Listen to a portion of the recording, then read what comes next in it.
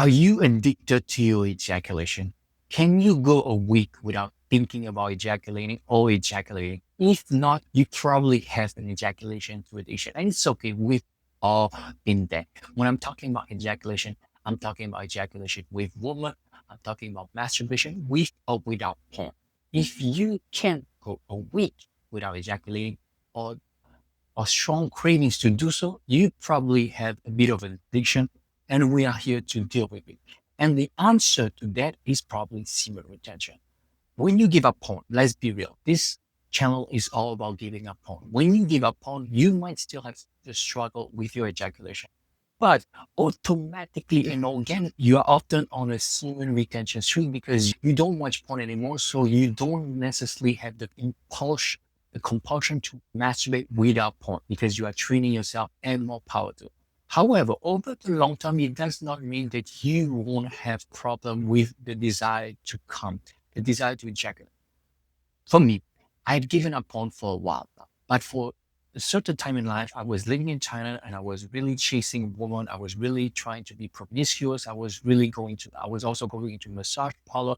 So I was trying to ejaculate at all costs with women, with myself, without porn, and massage parlor. Just being real.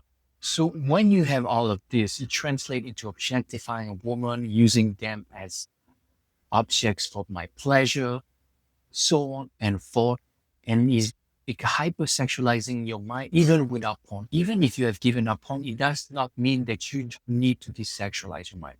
On the contrary, when you give up porn, it's the first and most important step. Then you have to keep on moving forward in your desexualizing your mind process. But I digress. Semen retention, if you are able to do so, will help you with that. But semen retention the proper way. When you do semen retention, you embrace those sexual urges without indulging them. When you do semen retention the improper way, you generally suppress and repress and use willpower to deal with those sexual urges. What you have to do instead is embrace them, allow them to be.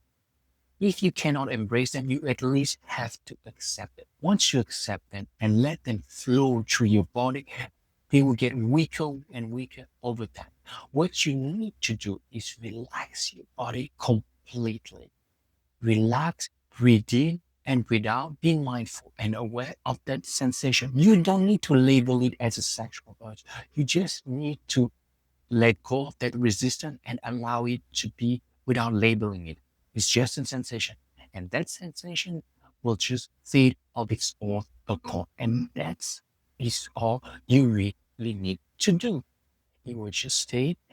It will come back, but it will come back weaker and weaker over time till the point where your letting go muscle will be so strong.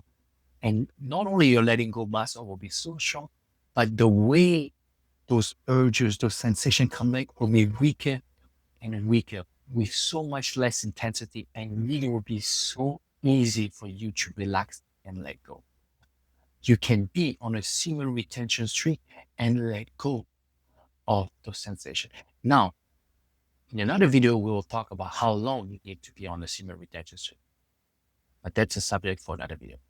Thank you so much for listening. I'm Sebastien, your addiction recovery coach, and I'm here to help those of you desexualize their mind, give up on other addictive compulsions and behavior. And I'm sure I can help you. Links in the description box below.